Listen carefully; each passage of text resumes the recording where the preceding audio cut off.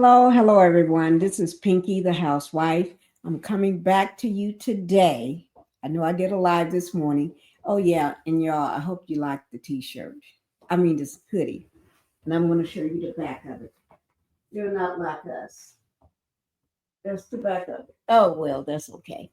But anyway, hope you like the hoodie. Thank you, Melanie, for my hoodie. I hadn't had it for months. This is just my first time having it on. I hadn't had it for months. But anyway, what I'm here to go over today is day 9. Remember, it's day 9 of the Sean Diddy Combs criminal trial. Day 9. Today is Thursday, May 22nd. Okay, so day 9. Courthouse is over by now. Been over. But I'm here to give a recap on everything. I did a live today. So this is my evening recap of the Sean Diddy Combs saga. We're going to make this into a book. No, I better not say that. Saga. Let me go ahead and get the house rules out of the way first. Get the house rules out of the way. Welcome to the Pink House, everyone. Go ahead and hit that like button because that's free. Don't cost a thing. And subscribe to the channel. So by hitting the like button, subscribing to the channel, y'all know it don't cost a thing to do that. And while you're at it, I'm going to go ahead and say thank you. Okay, so you won't forget. Okay, now let me just put up my graphic content warning. Okay, because this is not everybody can take this kind of information. So it's a trigger warning for a lot of people. So, but we're going to go ahead and get into it. The matter at hand. All right. And so day 9, the Diddy Trial. And who's on the stand today? We had a lot of people who have been taking the stand. But the number one person, well, I would say that, well, all 3 of these are the number one. The number one. You got Kid Cudi here. He's on the stand today. Ooh, wee. He just blow things up there. And then you got the guy over to the left with the blue jacket, suit on with the white shirt, the white guy. Okay. Kid Cudi is in the middle with the flowers jacket on, jacket with flowers. That's to the right of him is George Kaplan. Now he's an assistant, but he was like the cleanup man, to put it together and to clean it up man. And this man said he got a heart. He got a heart. He couldn't take it no more. He lasted longer than a lot of people would have lasted. I wouldn't have lasted one day. One day I'm out of there. Okay. And then you got the doctor here. She was so good. She laid it out for everybody. Her name is Dr. I just forgot the woman's name. Hughes. Dr. Hughes. You know, it'll come to me. Okay, Dr. Hughes. Okay. And when I say Dr. Hughes, women, we are strong. We are some strong people. Women. I'm going to give it up for us women. This doctor here, Dr. Hughes, she said, y'all ain't going to play me. I've been at this longer than y'all been practicing law, probably. You ain't going to play me. I know what I'm doing. I hear you, Dr. Hughes. Yes, I do. And I stand with you. Yes, I do. Okay. What was her first name? It's a simple name. Very simple name. I can't remember. It's a very simple name, though. It'll come to me. It will. But anyway, so let's get on with everything.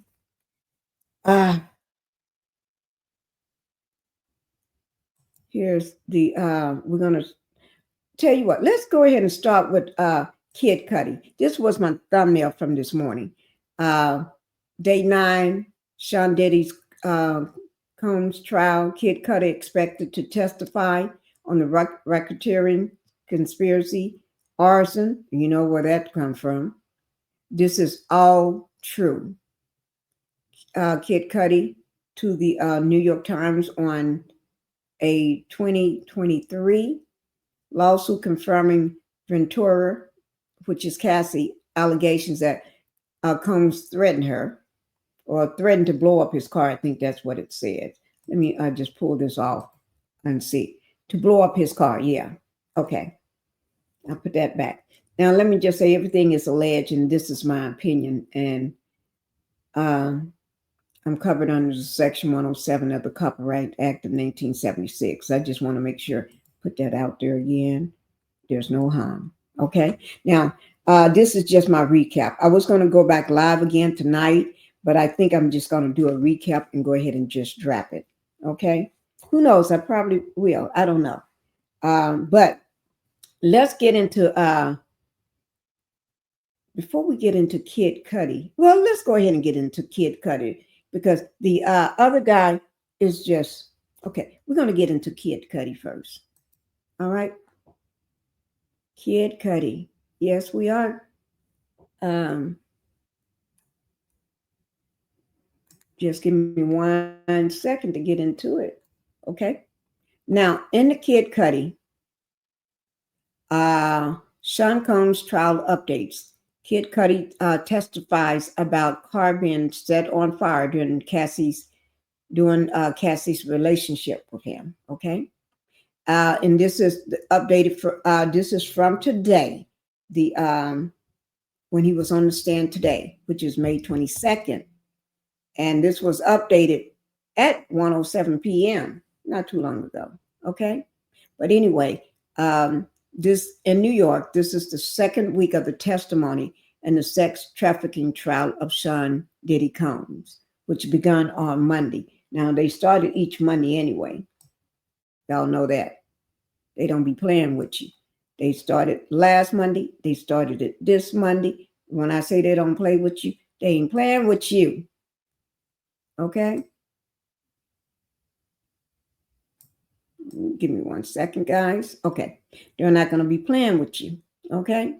But anyway, Combs have been accused of sex trafficking by force, transportation to engage in prostitution and racketeering conspiracy as part of a blockbuster federal indictment originating from filed in September of 2024. And you all remember he was arrested on September the 16th. He was arrested September the 16th in New York. That's the same week he was going to turn himself in. But before he could turn himself in, let me see, do I have a picture of him? He was all at the park. He was doing his thing, walking around, talking to everybody on the street, and then decide to get ready to go back into the hotel, the Manhattan Hotel in New York, getting ready to go back in there. And that's when all things broke loose. He didn't expect to have the agents to be standing in there waiting on him. Yes, they did. And I got that video. Y'all can go back and look at it. Okay. He had his boys with him and security or whatever, whoever that was with him. They didn't do a thing. I don't blame them. I wouldn't do a thing either. That's not your fight. You're going to end up in handcuffs yourself. Okay. But, I tell you, he later faces 2 additional superseding indictments. Combs have pleaded not guilty to all of the charges. Okay. And let me see. The bad rap. The case against, no, he ain't got no bad rap. It's just what he did. He did what he did. The case is against Diddy, a new podcast from 2020 and ABC Audio trace how the whispers of abuse came to light and led to the downfall of Sean Diddy Combs, who was once among the most influential entertainers and entrepreneurs in hip hop. But he wasn't the richest. I think the richest was is Jay-Z in hip hop, and then is it Kanye West, and then him, or is it he's after Jay-Z? Because Jay-Z is richer than all of them, I think. But anyway, we ain't gonna get into that. I'm not gonna debate that with you. Okay. Now, when it comes to Kid Cudi, he testified. Testified Combs looked like a Marvin supervillain in the meeting after a car fire.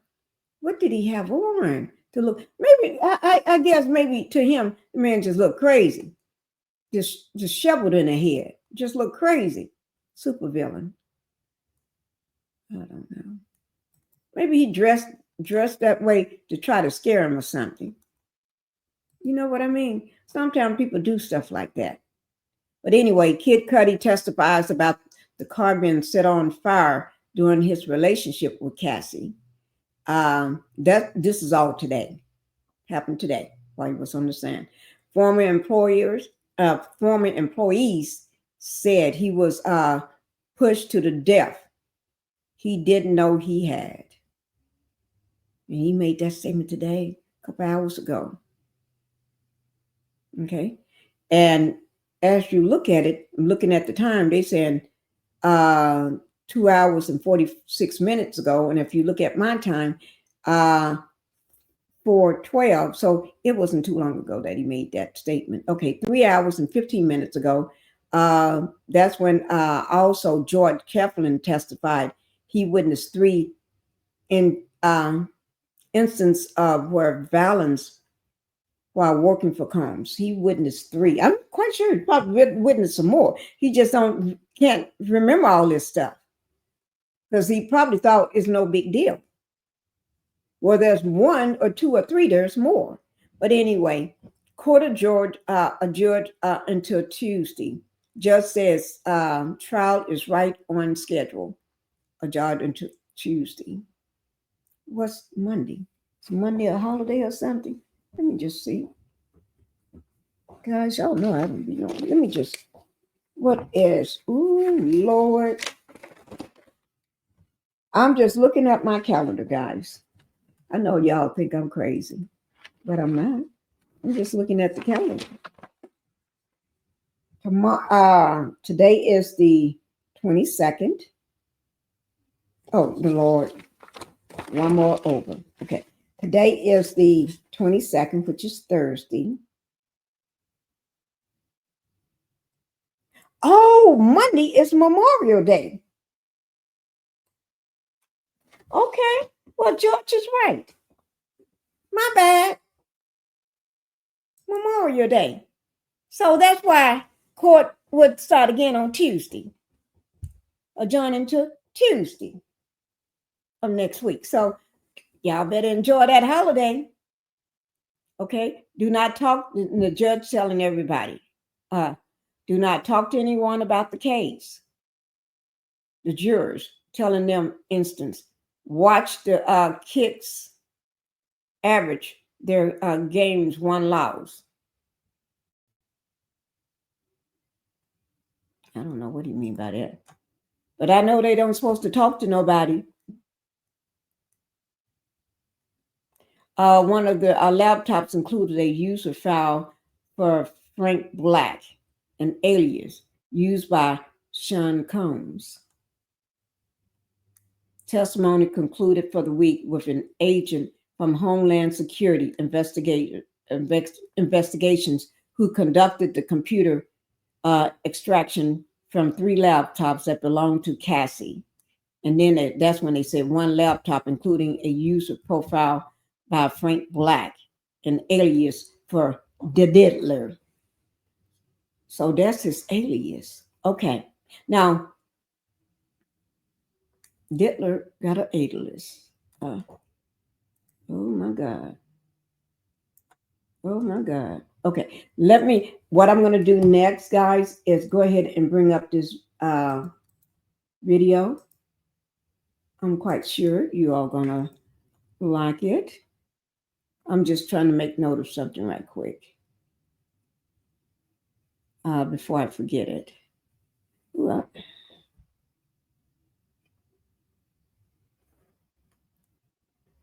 okay, let me just do it this way again.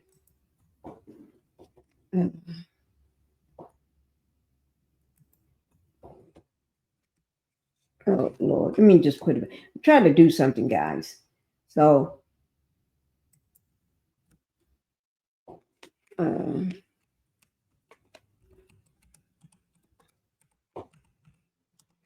let me see. Did it let me do it? Okay, yes, yes, yes, yes. It let me do it.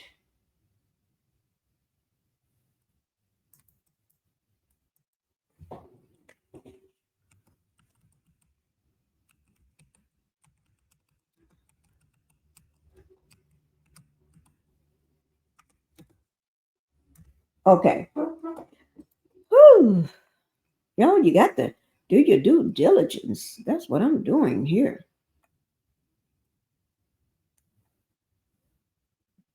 Okay, I can get rid of that. Okay, now what I'm going to go ahead and show you is the,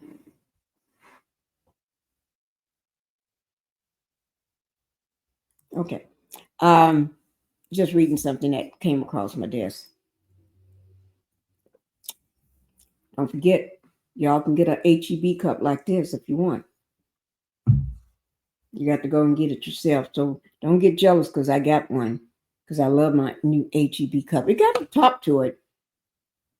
Let me put the top on it. See how cute that looks? See how cute that looks? I saw this in the store, and yesterday I had a red straw in it. Today I got a blue. Tomorrow I put a white straw with it. Okay, now that's enough about the cup. Okay, I just like to mess with people. I love to play with people. Um, Now let's go ahead and watch this video here, guys. Okay, we're getting ready to watch the video, and okay, here we go. This is Law and Crime Network. I love them. I love Jesse. I love everything Jesse do. I just love watching the show. I'll tell you, and below my video, down in the description box, that information about who to give credit to will be down in my description box. So Jesse, I'm putting it down in the description box. Let me just do one thing just to make sure. Okay, everything is good. Let me. Oh Lord. Let me go back. I'm just trying to do something first. Do something first.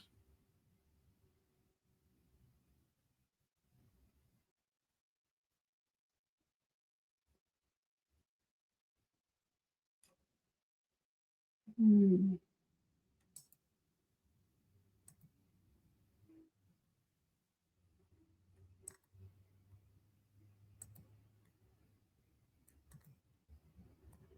Hmm. Oh, I'm just trying to get it set up, guys, for some reason. Sometimes these things happen. Let me see what long crime. Well, I guess I had to just do Nancy first. I guess we have to do Nancy first then. Okay, that's what we're gonna do.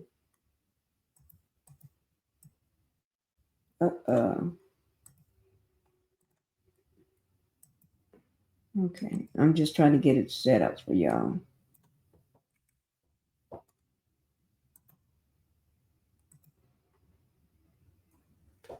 Okay, now, are we ready to rock and roll? Are we ready to walk, walk, walk? Nancy is just Nancy to me. Don't y'all be messing with Nancy. Don't mess with Nancy. because Nancy ain't gonna play with you. I'm trying to find a guy. Nancy is not gonna play with you. No, she's not. Not Nancy Grace.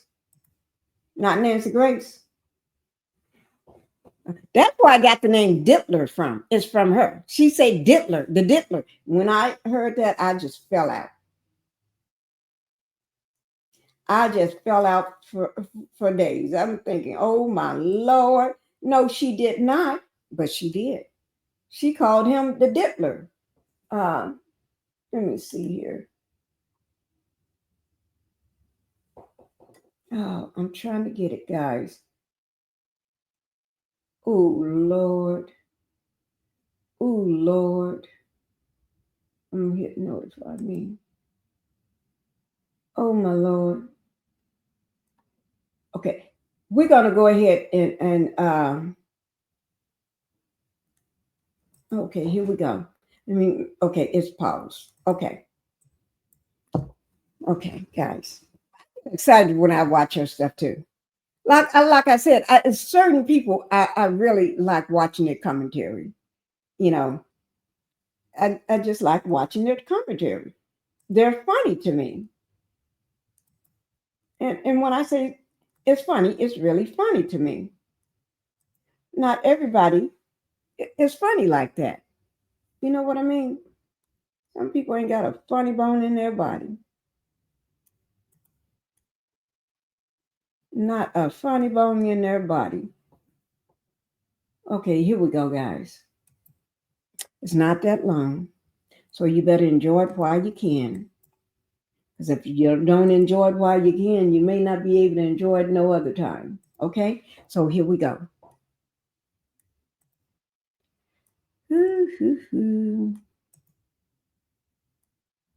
And then while we're watching this, I'm going to get me some candy to eat on. Like I said, this is going to be down in my description box below my video. Okay, below the video. Here we go. Raging over last week's Tootsie Roll reveal. Oh no, Kitty's really angry this time. Ooh. So he's mad about his Tootsie Roll. Everybody finding out about that. He is mad about, what is he mad about? Throngs of people not coming to the courthouse. That's crazy. Ever since I started investigating Sean Combs, all I've thought about was candy. I don't have a Tootsie Roll. You know what? Yes. I can barely open this Tootsie Roll midgie. But do this count? You know, suddenly I've lost my appetite, Sean Combs, and I think it's because of you.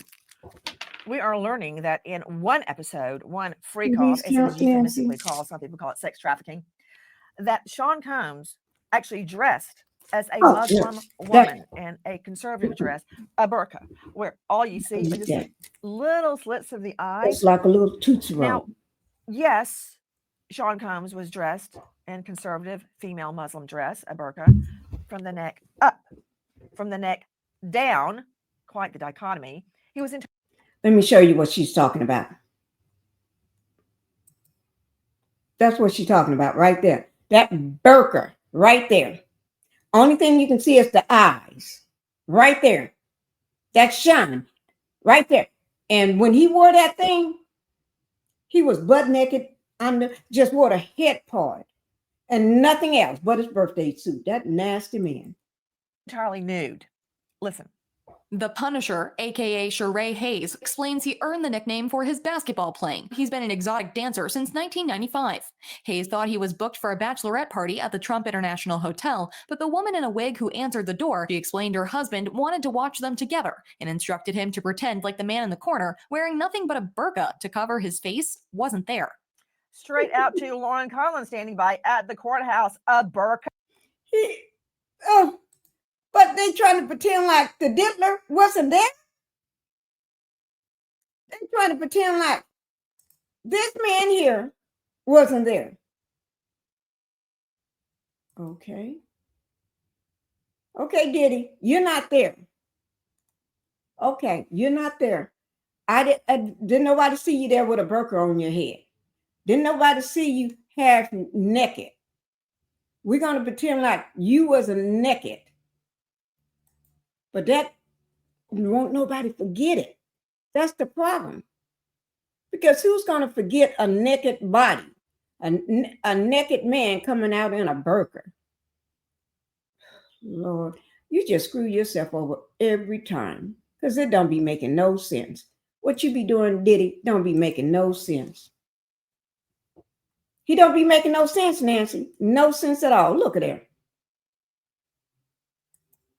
Okay, I'm going to be quiet. Who is the Punisher?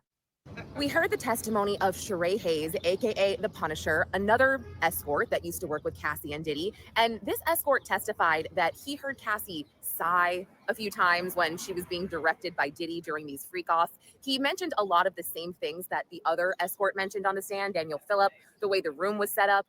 Okay, now, as much as we want to laugh about Sean Combs, aka Diddy, dressing as a conservative Muslim lady from the neck up, and then the dichotomy of Combs completely nude from the neck down, yeah, that might be, fun for a minute, like talking about his midgy Tootsie Roll. But the significance of what Lauren Conlon just reported is that Shirley Hayes, aka the Punisher, and I believe we have a photo of Mr. Hayes somewhere. What he says corroborates what other sex workers say.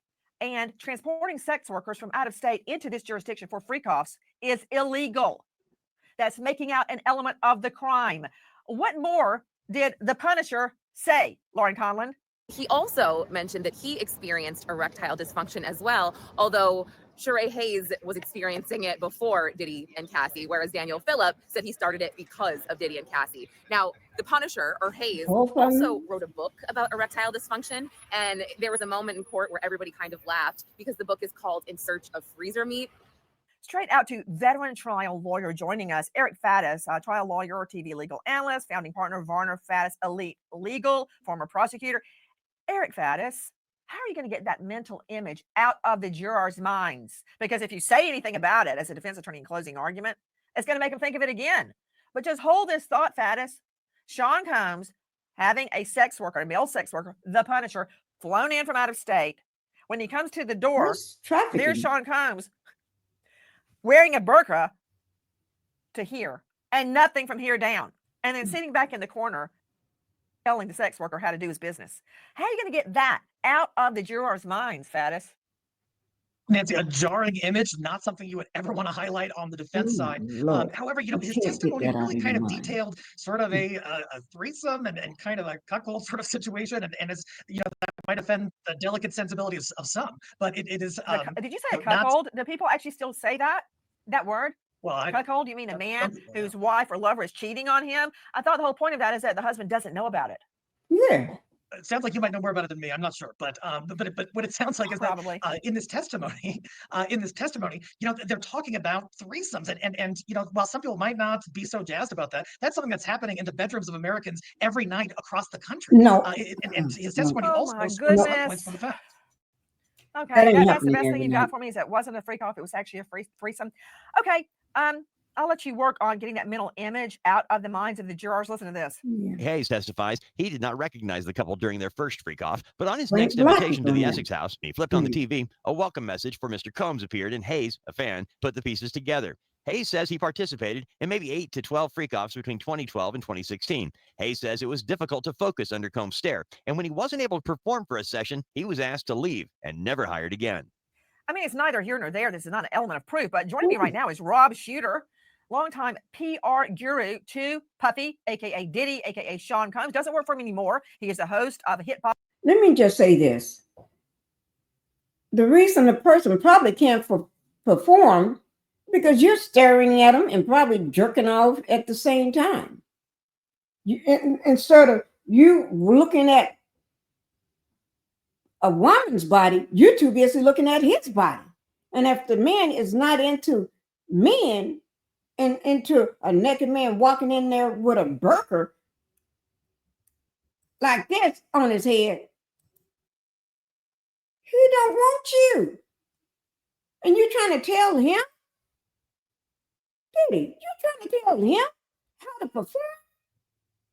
Man, you got it backwards. You need to have that man sitting on the sidelines trying to tell you how to do it. Because something must be wrong. with your Tootsie Roll. I didn't say it. I'm just repeating what I just heard, the Tootsie Roll. I hadn't heard that for a couple of days now, that Tootsie Roll. Podcast, Naughty But Nice. That's at robshooter.substack.com. And he's the author of a book, The 4-Word Answer. Rob Shooter, I'm trying to keep count of how many men has Diddy given erectile dysfunction. I've already got, I think, 3. And that's just the ones that I know of.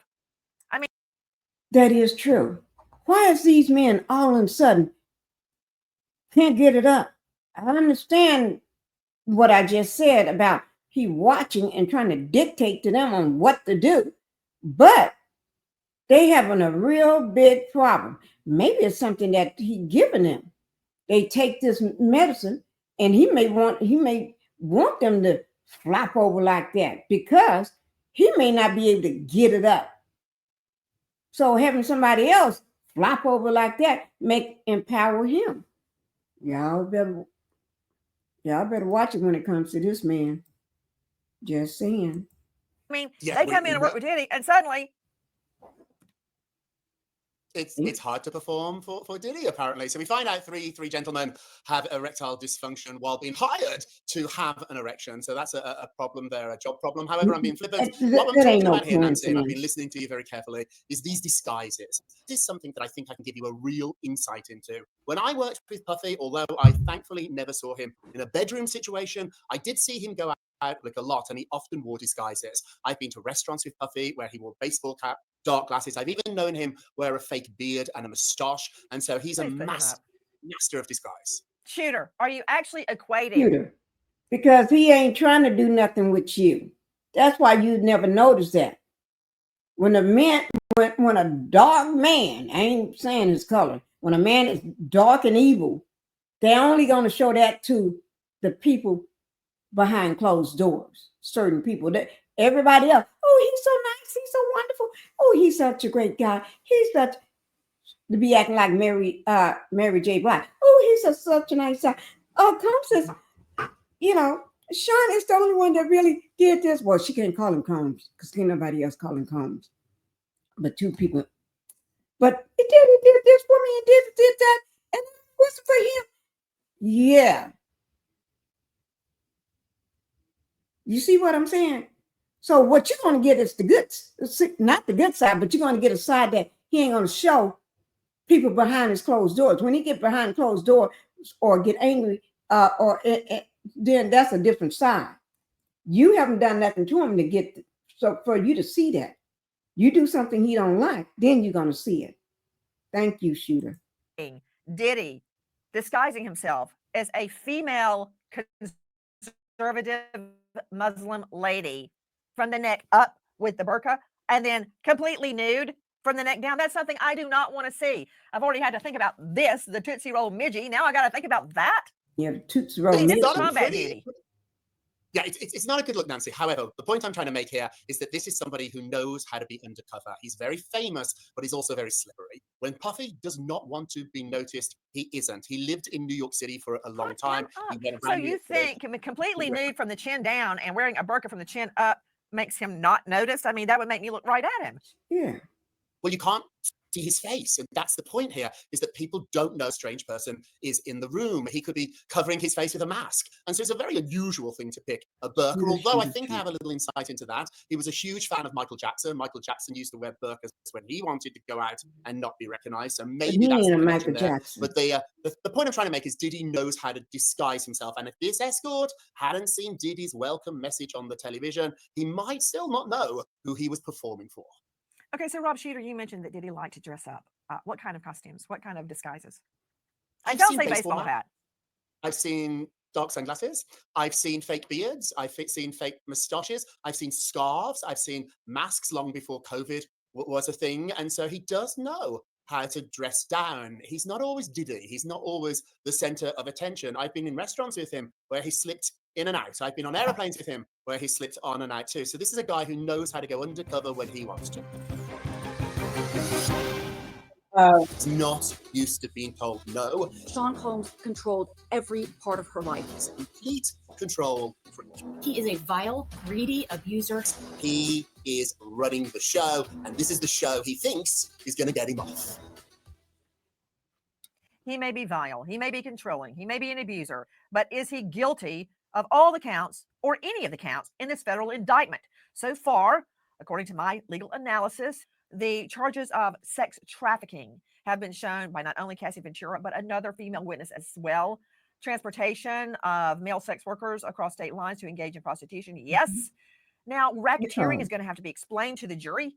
Racketeering, just think about Tony Soprano, right? Where's the little yellow duck? For years and years and years. It is a loose confederation of people that engage all together to achieve a criminal act. In this criminal conspiracy, the act would be sex trafficking, bringing people in from various states to perform prostitution and to force women to engage in freak-offs against their wills. Bam! Easy. Now, earlier, Eric Faddis, God bless him, was stating that the freak-offs were all consensual. But my question is, what woman in her right mind would consent to have sex with not just a male escort, a lot of people do that, but a convicted killer? Sean Combs on trial in a federal courtroom. To Rob Shooter, former PR guru, to Sean Combs, you just stated that Combs spent an entire lifetime curating an image through video and photos. Like what? What image? Yeah, we Let want me to give know. you examples of this. There were images to make him look powerful, images to make him look important, images to make him look literally like a king. I Got Diddy was People Magazine's Sexiest Men Alive issue. He wanted the cover. He did not get that, but he was in the issue. And he shot it as if he was a king. He asked at the photo shoot if he could have a crown on his head, if he could have a coat, a fur coat. And he knew the power of images. I remember distinctly, he once said to me, Rob, the story doesn't matter. The headline and the photograph is all anybody remembers. He knew the power of media. He knew the power of video, and he exploited it. And now it's going to bite him in the bum. Sydney Sumner, toward the end of the day, a shrink was on the stand. What can you tell me about Dr. Dawn Hughes? Nancy, we know that Dawn Hughes has testified for Dawn. several important cases. She was called to the stand for R. Kelly's case, Keith Raniere, that sex trafficking case. She even testified in Amber Depp and Yeah, that's her name. I remember Dr. Hughes, but I couldn't remember the first name. Dawn Hughes. Yeah. And she did testify. And yesterday she started testifying. And today she's probably finishing up. But let me just say this here. The defense tried to get this woman to shut up. They really didn't want, because she was explaining it, and she explained everything so masterfully.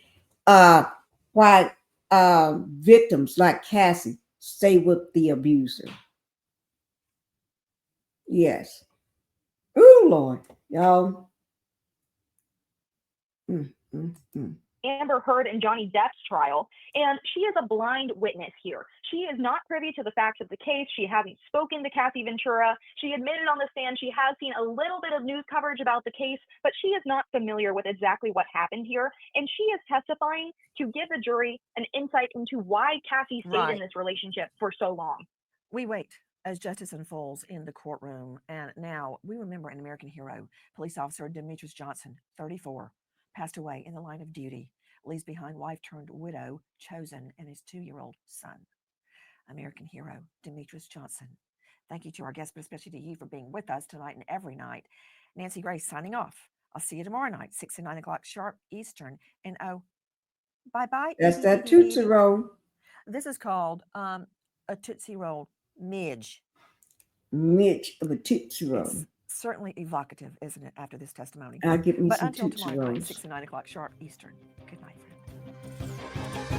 friends. Okay. Y'all, that was Nancy Grace. Nancy know what she be talking about. Ooh, and she got that. She's the one that started the Diddler. And Nancy, yes, I did. I just picked it up a little from you. But anyway, it helps explain a lot of things from today. And this is from today, guys. So let's go back. And let me just say, Kid Cudi did take the stand today, as well as George Kaplan, and then the doctor, Don Hughes. But we had another assistant, David James. David James. I know y'all haven't heard much about him, but that's another. Let me just try to get this back. Okay, just give me a second, because in the trial today, Cudi did bring up. He actually called Diddy, and somebody had because he wanted to meet. Because I think Cudi was upset about his car being torched. Okay, but he was more upset about the fact that he leaves his dog. He got a dog. He leaves his dog running around in the house when he's gone. But when he gets back, when he finally gets to his house to see his car torched, then he goes inside of his house, and he can tell somebody been inside his home. No more than the allegedly Marvel, what is the superhero or somebody? But anyway, the Diddler, right? And his goons, okay, his people. But anyway, when he comes in, he see that somebody took his dog and put it in the bathroom. The dog wasn't happy. The dog seemed like, to me, I think they probably scared the devil out the death out of that dog, should I say. Because that dog wasn't the same. And people need to leave other people's animals alone. If that's not your animal, you leave them alone. Matter of fact, you shouldn't have been in the man's house anyway. And he's just only upset because Cassie and him spent the holiday, Christmas together. And then he also stayed with, spent a weekend or a week with Cassie's family as well, and her. You know, I don't think her mama would like Diddy to go or stay anywhere at her house. It's okay for you, Kid Cudi. And Kid Cudi didn't treat her the way Diddley did, or still did, or do. You know, some men know how to treat a young lady. They really do. Some people, not everybody treat them like they've been paid for and like a slave.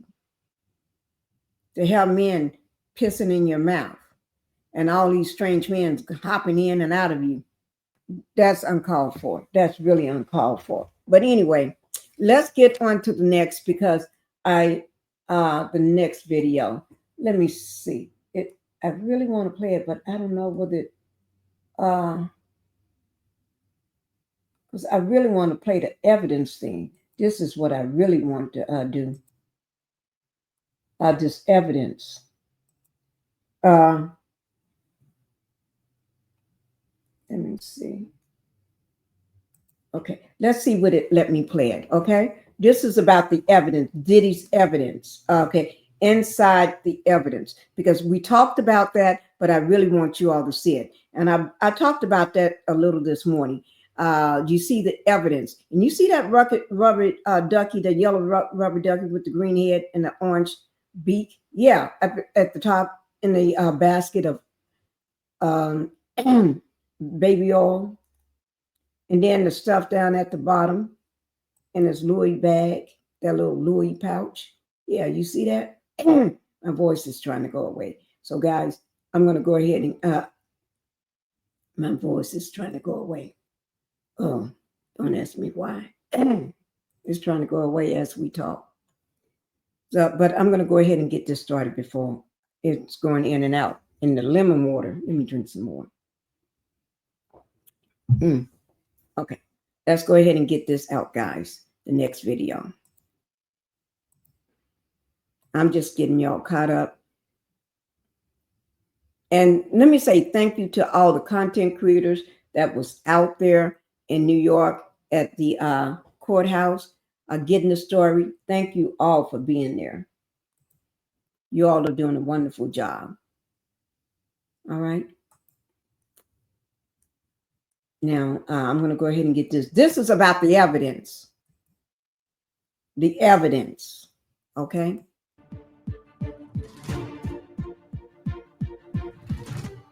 Hi, I'm Eva Pilgrim. Thanks for streaming with us. Today's testimony in the Sean Combs sex trafficking trial taking us inside Diddy's inner circle. A former Combs Enterprises employee who also worked as a personal assistant agreeing to take the stand against his former boss, but only after being granted immunity. So far, telling the jury it was his job to clean up the rooms after freak-offs. Also tonight, our first look inside Combs's Miami mansion, the day federal agents busted the gate open last year to raid it. A federal agent testifying about the evidence, guns and ammo seized from Diddy's home that were found near alleged freak-off supplies, which included dozens of bottles of baby oil and boxes of platform heels, bondage restraints, and bundles of rope. Also photographed as evidence that day, motivational messages on Combs's bathroom mirror that included "You a legend" and "Upward motion." And guys, did you see the bathroom mirror? That looks all the money in the world. And this is what you do. Okay? All the money in the world. But y'all need to see this, because some of y'all haven't heard or seen it. So you need to see it. See what is walking this earth and what people are dealing with.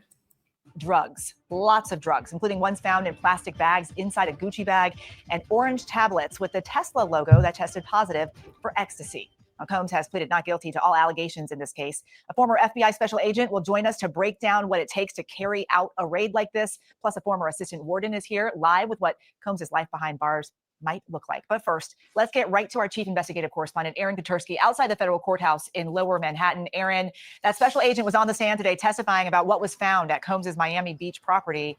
What did they find? Well, you started to list it, Eva, the guns, the drugs, the freak-off supplies. And I think what was most striking, perhaps, for the jury to see was the proximity.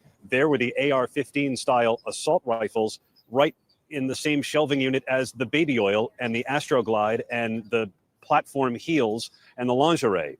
And then in another part of the house, there was the loaded... Who do you all think? Found in plastic bags inside a Gucci bag and orange... Who do y'all think those platform heels are for?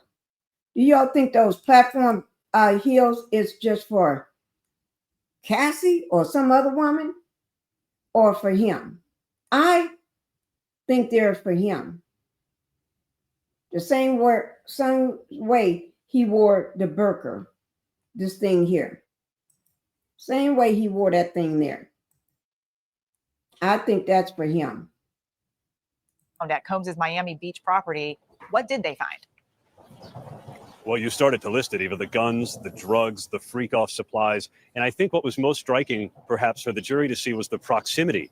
There were the AR-15 style assault rifles right in the same shelving unit as the baby oil and the Astroglide and the platform heels and the lingerie.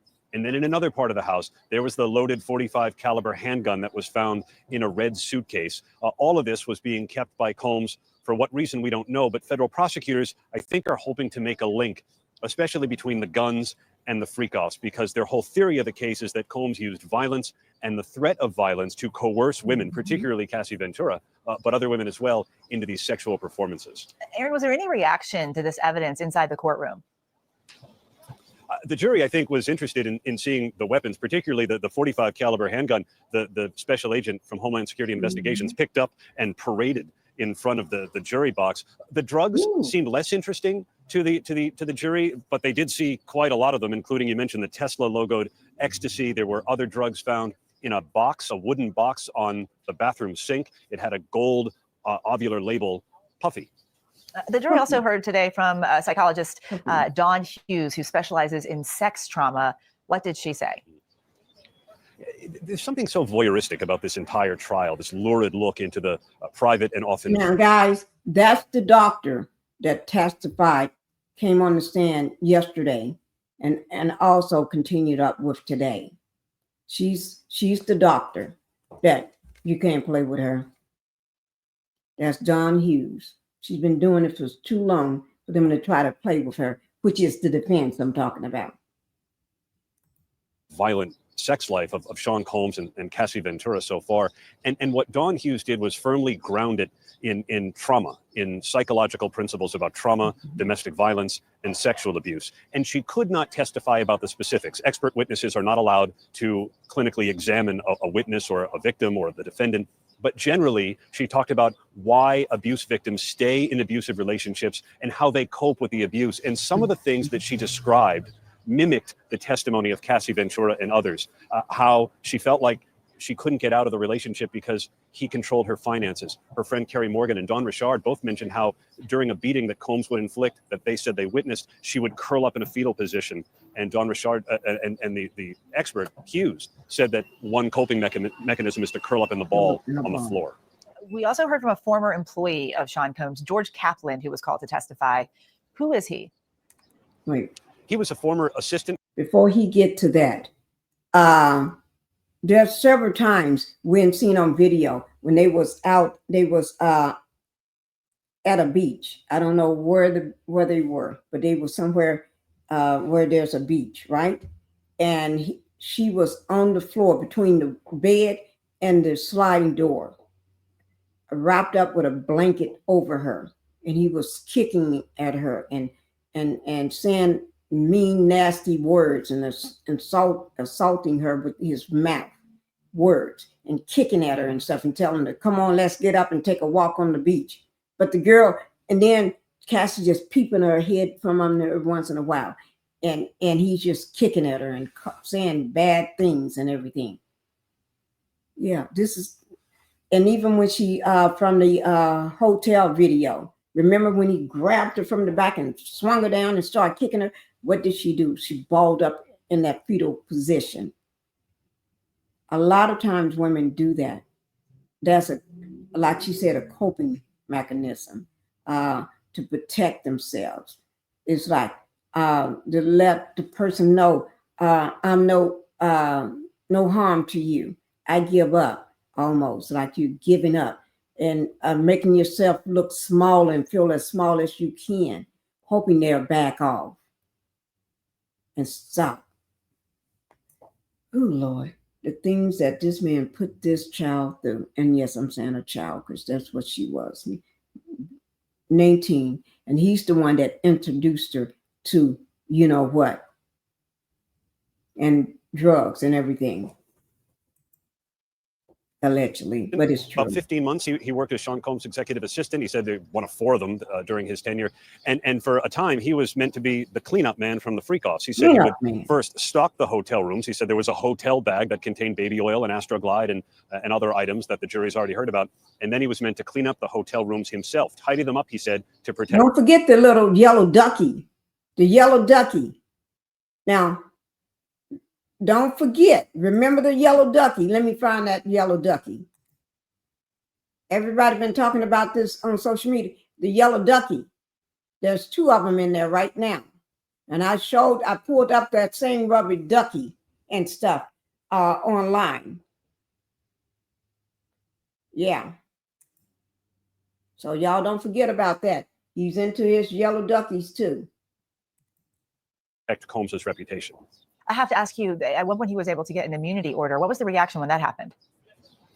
Well, the jury didn't see it, but he said he was otherwise going to invoke his Fifth Amendment rights against self-incrimination. We don't know why he wanted it. We don't know whether he's about to testify about crimes that potentially he committed that would necessitate that kind of an immunity. He did testify, though, about procuring illegal drugs for Combs. He said he would give cash that Combs gave him and then bring Combs the bag of drugs, including one that contained MDMA.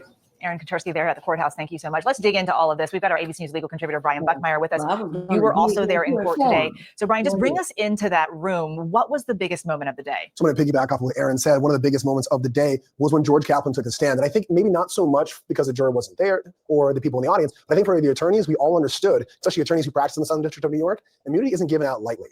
We're all expecting to hear something, some kind of testimony that he needed immunity because he's going to testify about either criminal acts that he did on his own or at the behest of Sean Combs that he wants protection from. Now, the beginning of the testimony, just about buying drugs, yes, criminal, but I think as we continue to tomorrow's testimony, we'll probably hear a lot more, because this is the individual who set up these freak-offs and put it down. The question is, what did he see? What did he know? And what did he believe to be cleaning up after? Let's also talk about the show and tell that the jury got today. That special agent who was part of the Miami raid, they brought in the evidence. Why not just show the jury pictures? No. Well, a picture is worth 1,000 words. Seeing it physically yourself is a lot different. Don't forget, we are in the Southern District of New York. Many of the jurors are either from Manhattan, they are in Westchester or the Bronx. And so seeing a physical gun and understanding what it is, the size of it. I know we were talking before, I don't think they're going to get to hold the guns themselves, but seeing it is one thing. But the defense really pushed back on this idea, because don't forget, this is a very large home and compound, trying to make the argument that, you know what, other people work and live here. Maybe Sean Combs doesn't possess these, even though some of the serial numbers are scratched off.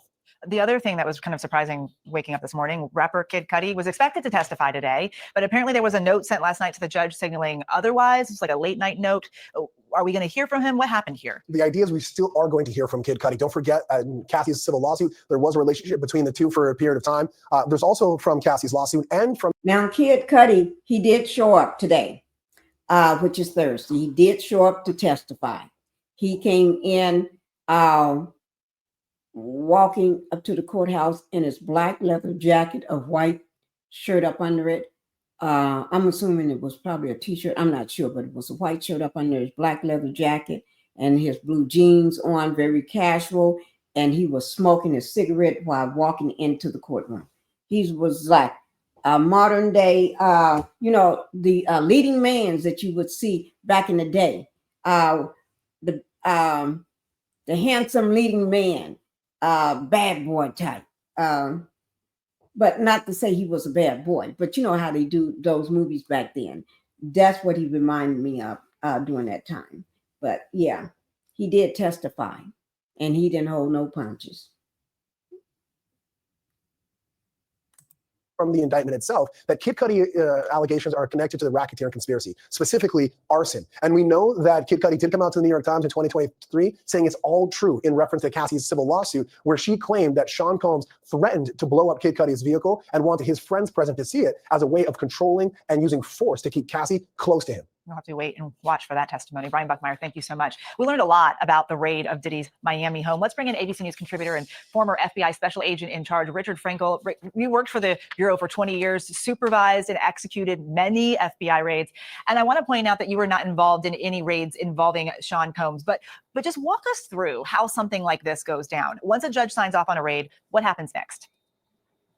Well, actually, the judge doesn't specifically sign off on the raid. He will authorize a warrant. He'll authorize a search warrant, arrest warrant. And then once you have that, then you begin the process of doing surveillances of the location to see what they're like, finding out who's inside the location, starting to plan everything associated with the arrest and the execution of the search warrants. How many people you're going to need, what time you're going to go, who's going to be at the front door, the back door. All of that is planned out once you get those warrants. The government actually released images and maps of Diddy's home. Is that a typical part of the planning?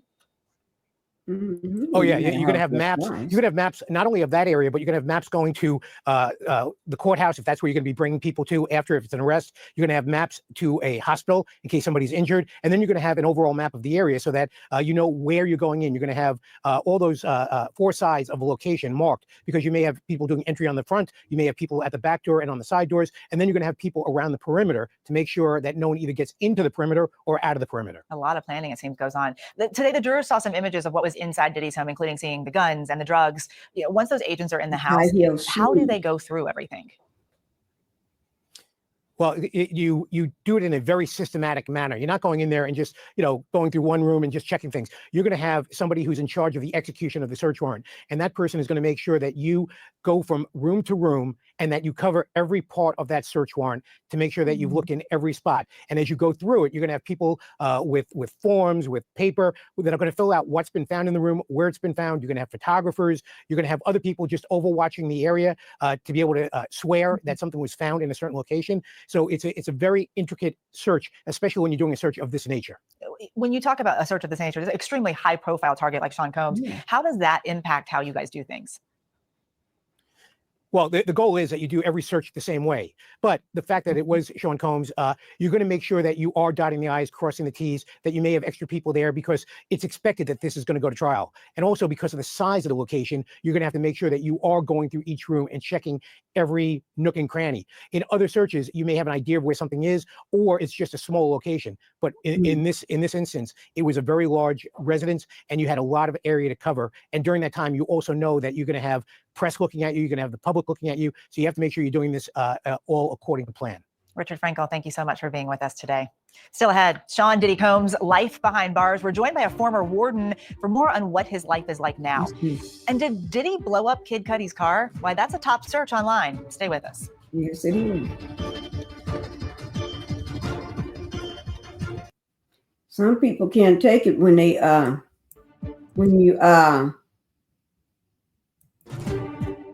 he treated Cassie like dirt. Welcome back to Burden of Proof, the case Somebody against else Diddy. Let's break down the dirt. legal strategies we saw playing out in court today. Brian Buckmeyer is back playing the defense. Bernardo Villalona playing the prosecutor. Bernardo, let's start with you. The evidence that we saw here today, guns, ammo, those freak-off supplies.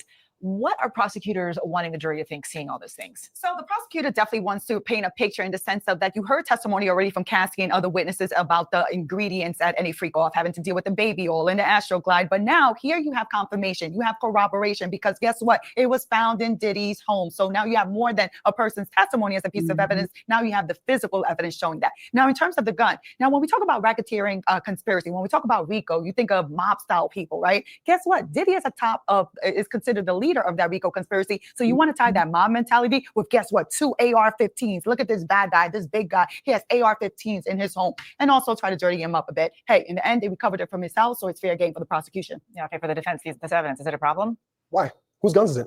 Is it registered to Sean Combs? Does it have his fingerprints? Does it have his DNA? It was in his bedroom. It was in his freak closet. Okay, so I think for the defense, the argument here is this is not my home, or your home, that only one. Wait now. If it's found in your home, okay, found in your home, that's your home. You're going to go down for it because it's your home. And if you already got any cases against you, or if you're on probation or a felon or anything, and those things are found in your home, you still go down for it. I don't know why he's trying to defend for Puffy. There must be a reason why. Are you scared? I better be quiet. Person lives in it. Who has access to Sean Combs' home? This is a mansion. His master bedroom. Like, who else has access to his master bedroom and it's inside of his closet? You mean one of his master bedrooms of the 6, 7, 8 homes that he has where people both work and live in his home? There's a studio in his home. There's all a bunch of things. The defense tried to get out the fact that this investigation was not thorough in the sense of trying to identify Sean Combs as the individual who actually owns these guns. And they had multiple ways of doing so. And so you create reasonable doubt by saying this is a home not like ours. But they don't have to prove that he owns it. They just have to prove that, actually, they don't have to prove anything having to deal with the guns, because there's no allegation that he possessed a gun in an indictment. Well, let's talk about those guns a little bit, because we were told they were defaced serial numbers. Exactly, so you can't track them. Why have defaced serial numbers of guns in your home? We can ask the former prosecutor and she's going to have her answer. But the idea is that you're trying to evade criminality, that you have a defaced gun, it's either traced to a crime or you don't want to have it traced back to you if it is used for a crime. But again, the idea becomes, if this is Sean Combs. He act like he is at a competition, at a debate where he's going to win $10,000 for the best debater. Man, ain't nobody trying to debate you like that. And then he getting all rah-rah. This house is a Florida house, not the California house. I am curious to see whether at the California mansion, what is it that they recovered from there? Let's also talk about the other thing that happened today that I thought was really interesting. He's taking score. Okay, I'm taking score. I heard what you said. Now let me take score. Okay, what you said. Now I'm going to even say better. I'm going to outdo you. Man, ain't nobody into all that. Tit for tat. They on the news, man. Just calm yourself down. You and your pink jacket. That's too little for you. Interesting, which is this whole immunity situation. Oh, yes. The former assistant asking for immunity before he testified. For the prosecutor, why would you grant immunity? So I was in the courtroom when this all went down. So the AUSA decided to do this out of the presence of the jury, meaning the jury wasn't present when the witness got on the stand and said that he was going to exercise his Fifth Amendment privilege against self-incrimination. So this happened out of the presence of the jury. I would back it up a bit. When Mr. Kaplan first walked into the courtroom, Diddy had turned around, looked at him, and they smiled at each other and head nodded before he actually got on the stand. And I was like, the fix is already in.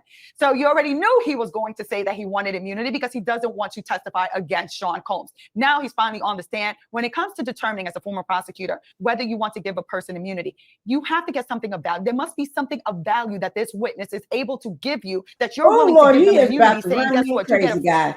This black man just, I don't care whether he's white or black or Chinese, but him in that pink jacket, that whatever. Lord, somebody take this man and tell him to go get some water or something to calm down. There's a water fountain somewhere near so he can go drink some water or fill up his water bottle and calm down, because I cannot take it. He's taking scores, so he's ready. Okay, I'm ready to pound. When you get through talking, yeah, I'm going to pound. Ooh, Lord. free pass for whatever you're going to testify, minus perjury. And they know that. And so what the defense is going to do is say, no one gets immunity just because they have something to say. They give immunity because they have something significant to help in the case. So the question is, are you making up that significant thing so that the government doesn't come after you? Because oftentimes you get immunity. It's not just because like, oh, well, we're being nice to you, let's give it to you. Like, no, we're going to convict you of a serious crime. This man right here, George Kaplan, is not going to jail for you, Sean. Diddler. No. He only worked for you for what? A year and a half, almost? He ain't going to jail for you. That's why he want immunity. He walked in yesterday with his agents and got immunity signed right on the spot. Yes. He ain't going to jail for you. Serious time in jail, or you give us something and then we don't come after you. So is that something real or is it fake? But then why would you be smiling at the defendant and nodding heads if there was something to give?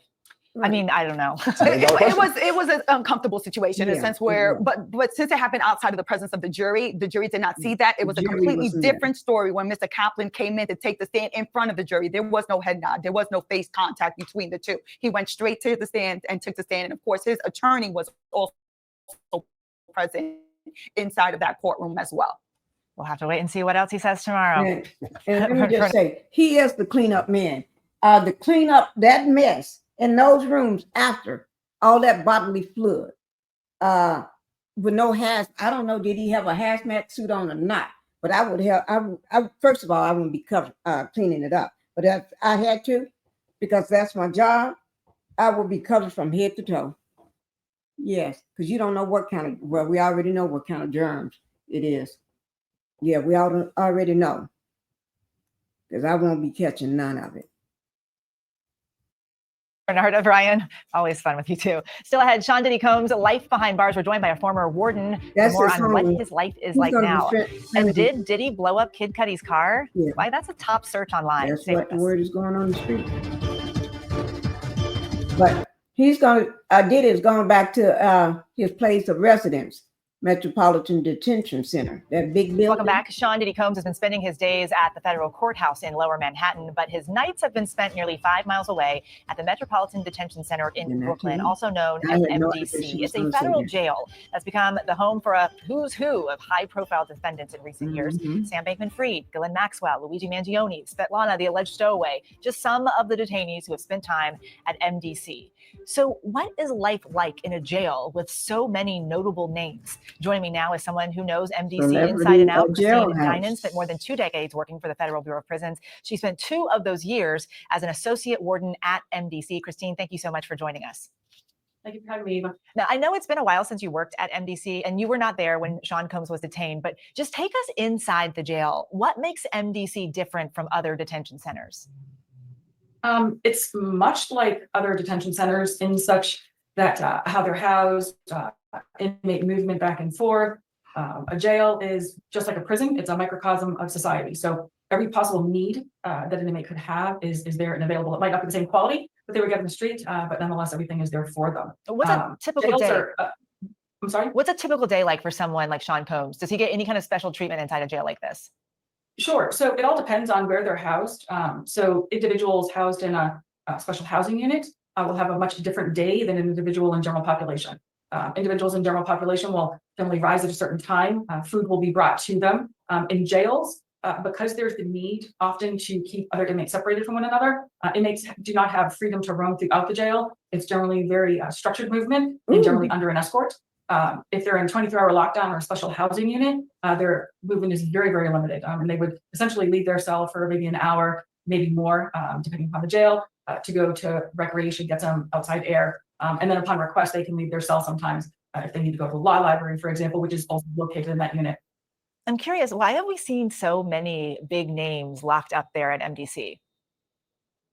That would end up falling on the arresting agent, right? So whoever ends up at a jail is based on the law enforcement agency that comes before it. So the role of the jail is really to house and confine individuals that are brought to them, in this case, by the United States Marshals, the FBI, some kind of federal agency, and those individuals cannot afford bail. So, or their crimes are such that, it would cause drama on the street. They have a potential flight risk, or their crime is so severe that they want to deny bail. Christine Dinan, thank you so much for joining us and helping us understand what life there is like. Well, time now to take a look at what's trending online when it comes to this trial. Some of today's biggest searches include, did Diddy blow up Kid Cudi's car? What happened to Kim Porter? Is the trial going to be televised? And how much? That's what everybody wants to know. ABC News contributor Kelly Carter joins us now from Los Angeles. She covers entertainment and pop culture for us. So that first search, let's talk about this. Did Diddy blow up Kid Cudi's car? Cassie Ventura testified last week that Combs threatened to blow up Kid Cudi's car after learning of her relationship with him. What can you tell us about this one? Yeah, we got to go back to that 2023 civil suit that Cassie filed. And in there, she alleges that Sean said he would do something like blow up a car, and he would not be in the country when it happened. And of course, he has denied all of these allegations. But Kid Cudi's team released a statement to New York Times after that civil suit dropped and said, this is all true. This was true to my experience. And so I think people are probably searching for that again now because they know he's about to take the stand and they're anticipating what he may reveal on the stand as a result of that. Okay, one of the other questions are asking, what happened to Kim Porter? Porter, of course, the mother of 4 of Sean Combs' children. Yeah, she unfortunately died in 2018 of pneumonia, former model and a longtime on-again, off-again partner of Sean Combs. All right, and then another question that people have, how much is Diddy worth? Yes, that net worth has gone down substantially. In 2019, Forbes had him at about $780 million. The end of last year, maybe somewhere between $300 and $400 million, still a substantial. So he ain't no billionaire. So I guess Jay-Z and West got that one. And if West don't keep watching itself, he won't be no billionaire no more. Amount of money, but people are probably searching for that because they're aware of at least the civil suit payoff for Cassie, and they know that there are some other civil suits that are still pending right now. And his current legal bills as well. Kelly Carter, thank you so much for being with us. Thank you for joining us. We'll be back with new episodes every day of the trial. The show streams right here on ABC News Live, Disney Plus, and Hulu, weekdays at 5:30 p.m. Eastern and Pacific. For even more on the Okay, guys, you can see the information right there. Guys, okay, that's it for me. Because it's late and I'm tired. But I just wanted to bring you some of the highlights of the trial today, which is day 9. I know there's a lot more, but right now my brain cells is, but I want to make sure y'all know about the rubber ducky sitting out in the midst of the baby oil. And then there was another thing that he had. Let me just pull it up and show you. I've been trying to figure this out for the longest. Oh, let me just show you the rubber ducky.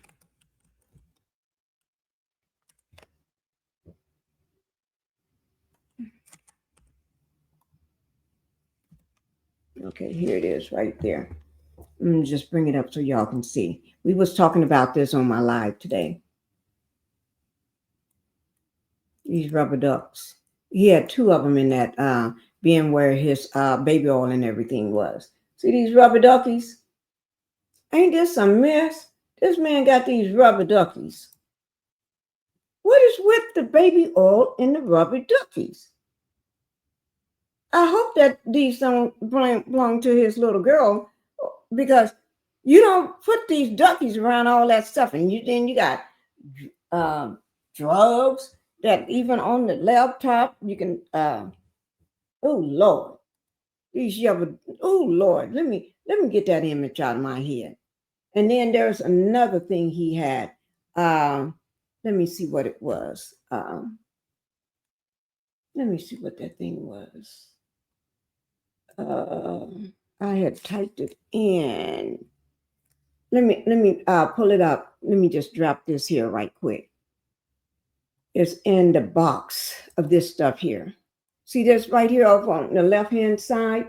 Let me pull that up. I'll show you what I'm talking about. It's where you see the Astroglide. Then you see the Astroglide was the clear bottles with the purple top. And then the baby oil is with the pink top. On the left-hand side, you see the rubber duckies. But these rubber duckies, yellow with a green head with a orange beak. And then over on the right, you see that where it say E942? I'm going to type that in. It's probably already will come up because I typed it in earlier. E942, and then it got, here it is right here. It came back up. Okay, let's look at that. This thing here, nitros, something oxy or something oxy. Let me just get out of here so we can pull up this other thing. Guys, oh, I couldn't begin to tell you why this man got the stuff that he have. I think it's some childhood stuff with this. And I ain't gonna tell you else what I heard because this is too disturbing. Here it is right here. Now, nitrous oxide, also known as laughing gas. It is a colorless, you can't even see it, colorless, non-flammable gas with the chemical formula N2O. It's laughing gas. What the heck do you need some of that for? What do you, that's this exactly on the box. Let me bring the box up for you again. Right here. See it on that box? Right there, E942. Y'all see that? Nitrous oxide. It's a laughing gas. Guys, Lord.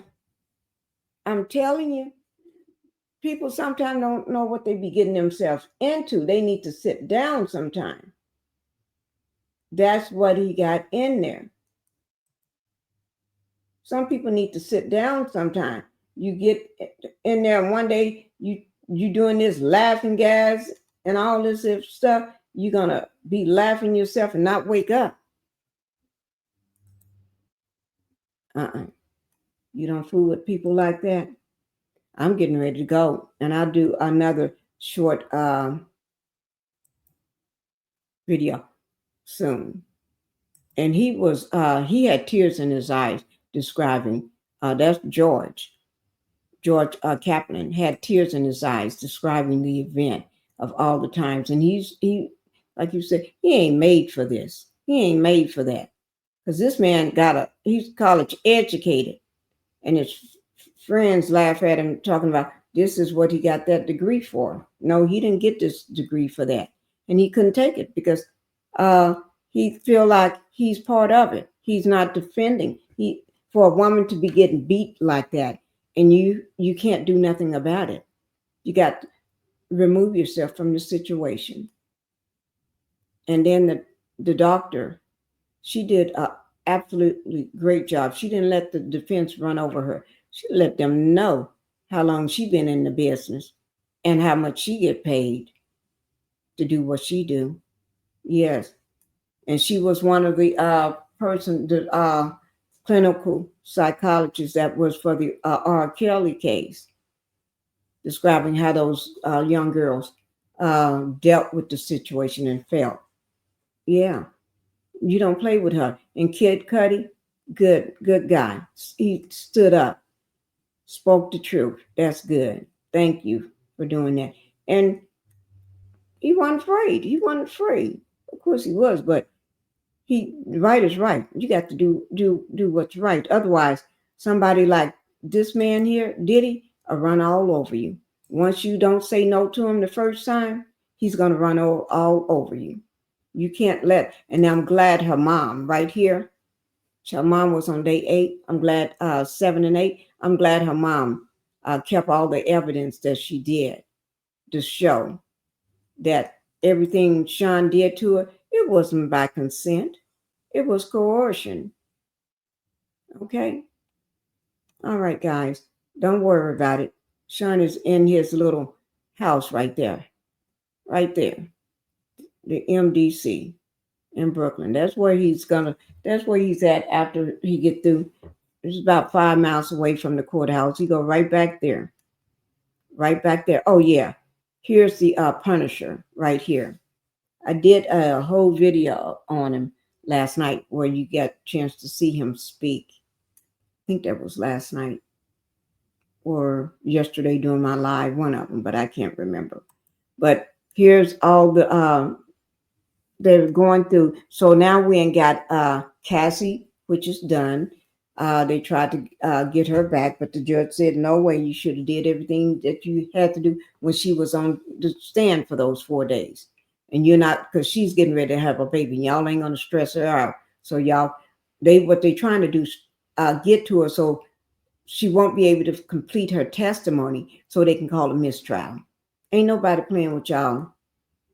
Everybody know what they're trying to do. And so Kid Cudi is done. And Don Richards down at the bottom, she's done. I really can't wait to hear Michael B. Jordan. I think that's what everybody's waiting on now. And then I think Michael B. Jordan and then Mike Myers, because I can't wait to Audrey O'Day. Yeah, she's been trying to tell everybody for years. Okay, guys, I'm gonna go ahead and go.